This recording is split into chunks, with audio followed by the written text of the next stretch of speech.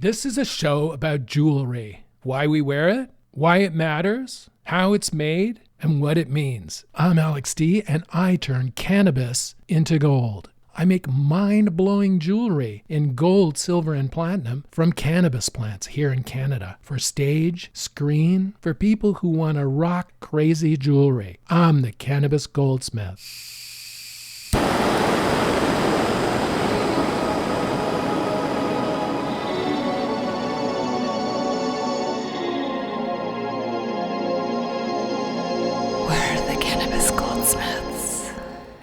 Now, you might wonder how jewelry designers work. Like, how do we work? What do we do? Well, I know each one of us is different, but in my case, what I'll do is in the morning when I get up, I'll make a coffee. I'll make some oatmeal. And usually I put a spoon of decarbed cannabis in the oatmeal to keep the arthritis at bay. This is before dawn now, and I'll sit in this chair, in this leather club chair, this kind of Art Deco leather club chair. And I'll sit there, and I'll sip on my coffee. I'll watch the light change in the room as the sun comes up. In this room, I can see the window panes, the shadows from the window panes moving across the wall as the sun rises. And usually while I'm looking at that, an idea will come to me. And it's like, okay, why don't I make a belt buckle? And then I'll start thinking about that idea more. I have a sketch pad, just an ordinary sketch pad and a pen. And I start roughing out ideas of what it should look like. And then as the sun moves across the room, and it gets brighter outside, and finally the shadows disappear completely, I'm usually left with an image on the notepad in front of me of a product. Now, other times I'll be standing in the shower, and all of a sudden I was like, oh my God, I have to make a ring with blah, blah, blah, with this type of design, or I have to make a bracelet with this type of design. And the urge is so strong that I sometimes have to leap out of the shower and do it. I found as an artist, and jewelry designers are artists. So when I refer to art or artists, I think what we do is art. So with us artists, if we don't capture these ideas, they disappear. They're like vapor. They disappear. They're gone. And a lot of times they don't come back, or they don't come back with such force or intensity. These thoughts, these design impressions, these mental images of products that us artists get, or paintings, or whatever it is whatever our art is, that you get this desire to make something physical out of an idea. And the drive can be pretty strong sometimes to do this, whether it's leaping out of the shower to make something, or pulling the pad towards you as you sit in the comfortable chair to draw the idea out. Now, I got to tell you that it's important to draw the idea out. Like, it took me nearly my whole life to figure this out. A lot of times, you'll find this too. You'll have a great idea about something, and then it'll be gone. And then like, what was that again? You just can't get it. It's gone. It's completely gone. And the harder you think about it, you'll never remember what it was. So this is why you need to have a notepad. It doesn't have to be a fancy one. I've bought really expensive fancy ones that I haven't used. And then I bought cheap dollar store ones that I use all the time. I don't know, just something, anything. You have to write this down, and what the writing of your idea down does, or drawing it or whatever, concretizes. The Jungian therapists love that, concretizes. It makes it into concrete. It makes it solid.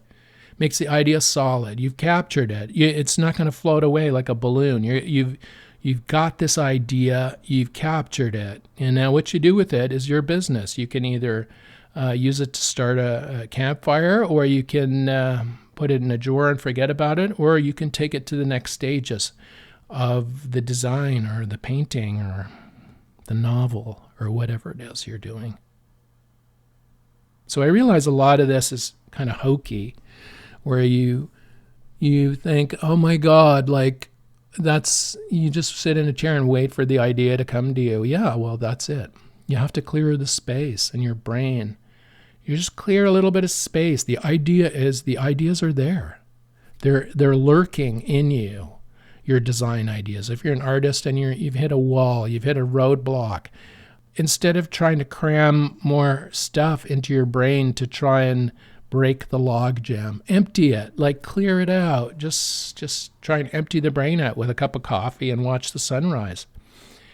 And don't think about art, and then the art ideas will come.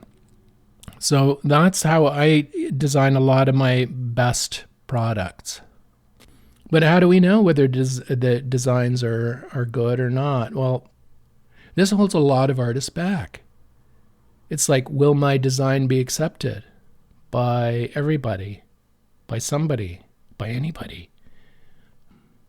But a true artist doesn't give a fuck about that. A true artist will make the piece, do the painting, write the novel, because they have to do it, not because they want to get social media followers or because they want to be famous.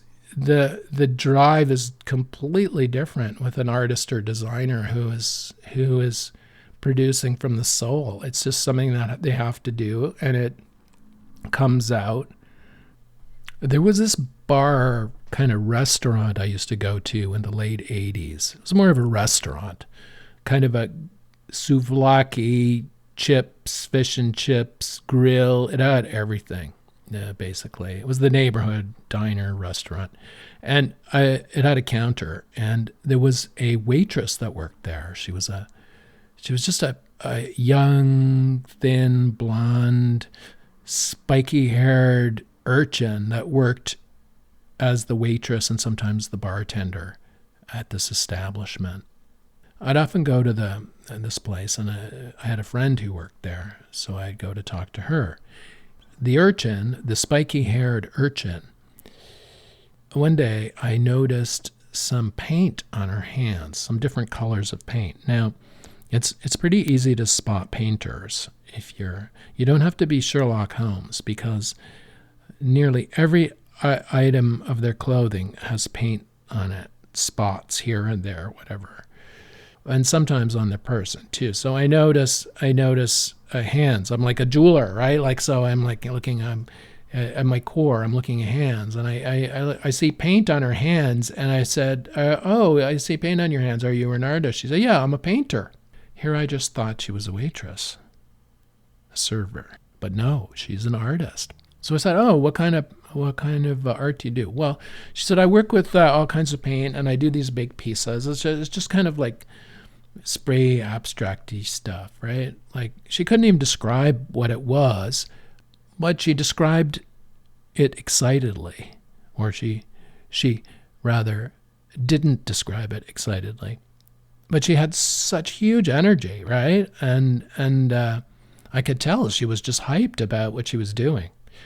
I said, "Well, can I see some of it?" "Yeah." And she said, "Sure. Come on down after I get off work. Here's my address. I'll show you some of the stuff." And I said to my friend, Nicole, who I had come to see the establishment, "Have you seen any of it?" And she said, No, I haven't seen any of it. So we'll go down and look at it after work. So what happened was, I went down, and this waitress, the server, lived in this, basically a warehouse. It was a warehouse, commercial warehouse building, a brick building in the neighborhood. I didn't even think anybody actually lived there, but it turned out there were quite a few people living there, kind of on the down low, Broadview and Queen and downtown Toronto.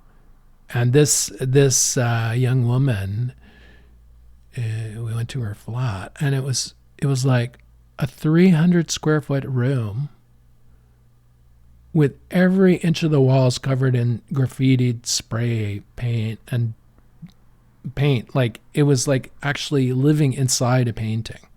And she had a clothing rack, a hot plate, and paint.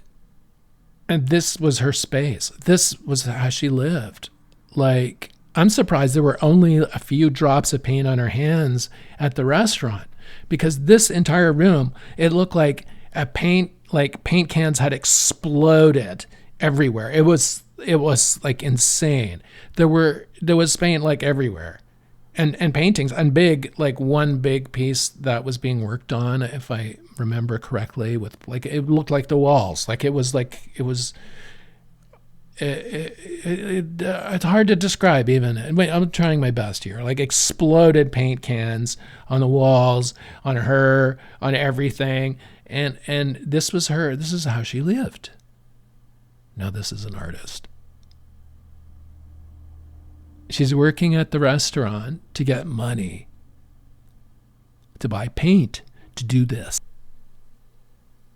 I never ran across her again after that. And like I say, I hope she did well as an artist. But it doesn't matter. This is something that she had to do. It was clear. It was so obviously clear.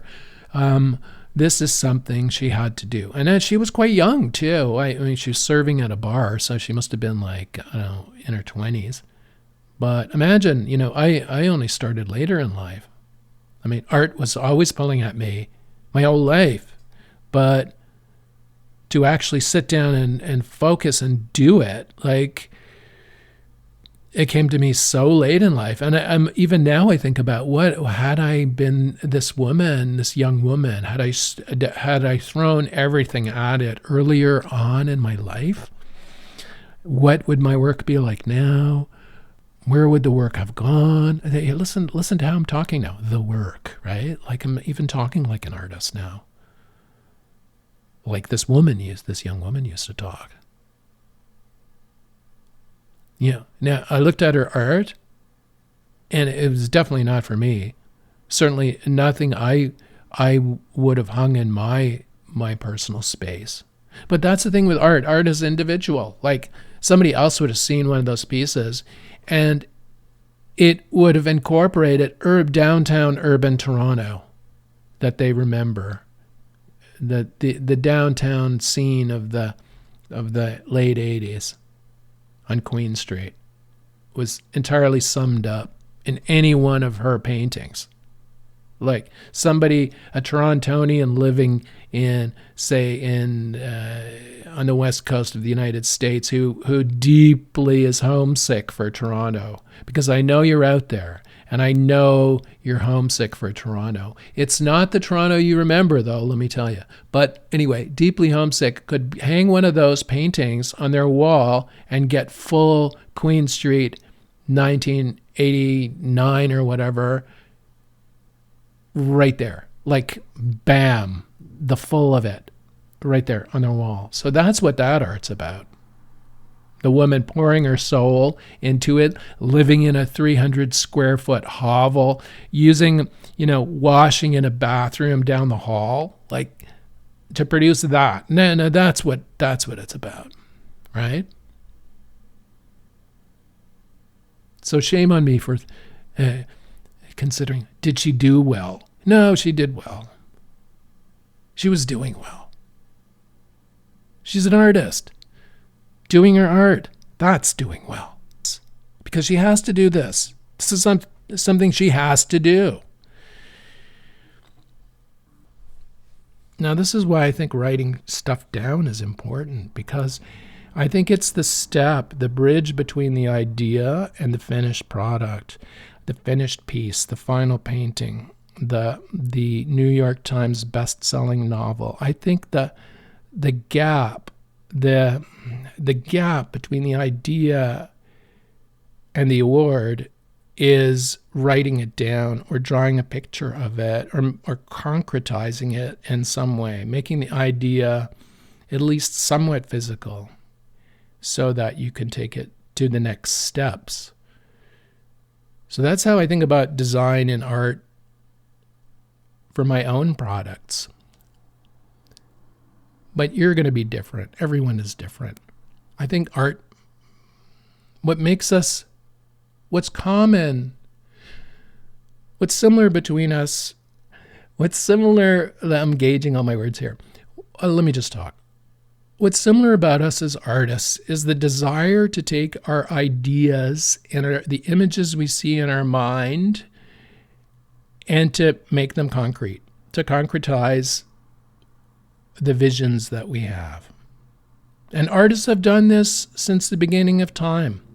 From the cave dude who carved the amber cave bear, which is truly a beautiful object, which you've got I'll put a link to it in the show notes so you can see, who gave it such life and character with primitive tools, to like Picasso, who creates these things that seem so weird at first, and you wonder where the ideas come from.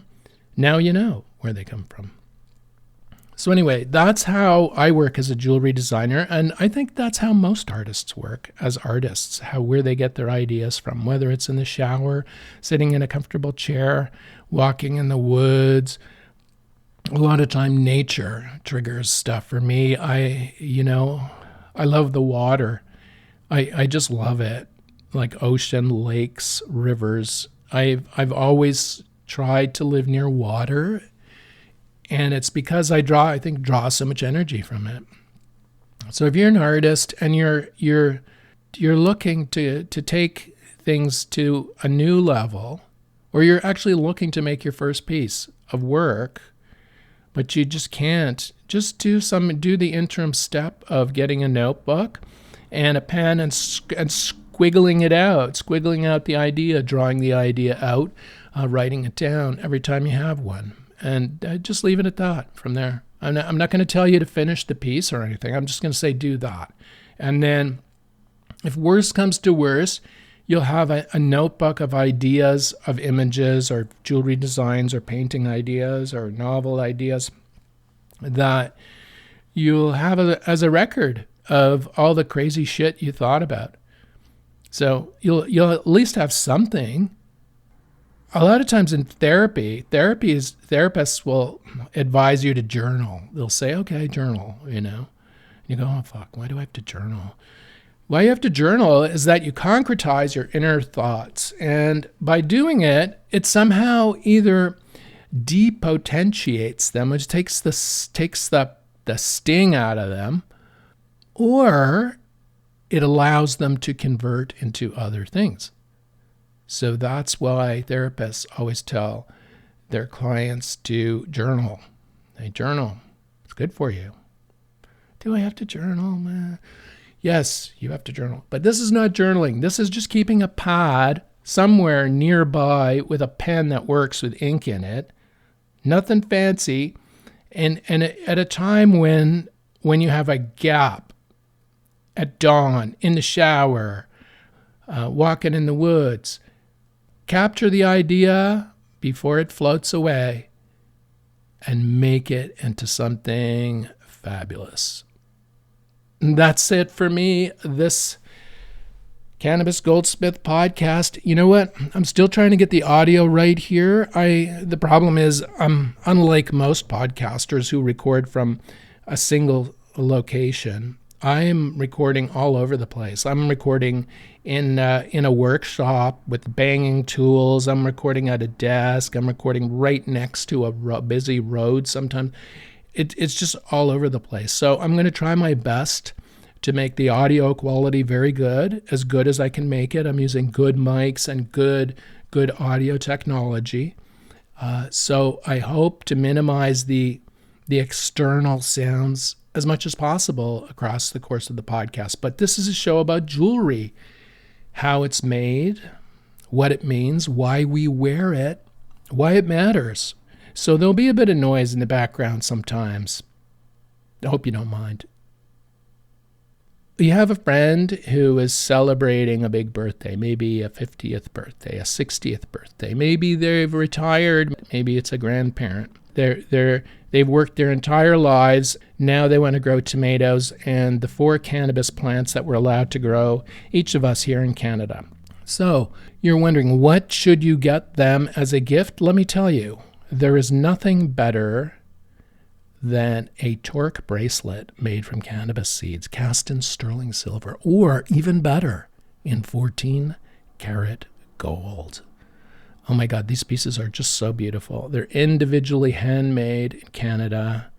They're designed to be passed down for generations. They're incredibly beautiful pieces of jewelry. So if your grandparent, if your dad, if someone you know and love is hitting an important milestone, a big birthday, a graduation even, and they love cannabis, this is what you get them. Contact us at tribe.ca. We're the Cannabis Goldsmith. We make the most amazing jewelry pieces out of the cannabis plant right here in Canada. We take live cannabis plants. We turn them into gold, silver, platinum, mind-blowing jewelry for stage, screen, or just because you want to wear amazing jewelry. You know, I can stand on the soapbox and tell you all about how good our products are, but I'm not going to do it anymore. I'm going to go have second breakfast. The Cannabis Goldsmith is produced by Tribe Communications, Inc. in the Thousand Islands area of Ontario, Canada, where it's winter and it's freezing cold. You can send me an email, alexd@cannabisgoldsmith.com. See what we do at tribe.ca. You can follow us on Instagram if you want at TRIBEDOTCA. Thanks for listening to the Cannabis Goldsmith, and we'll see you next week.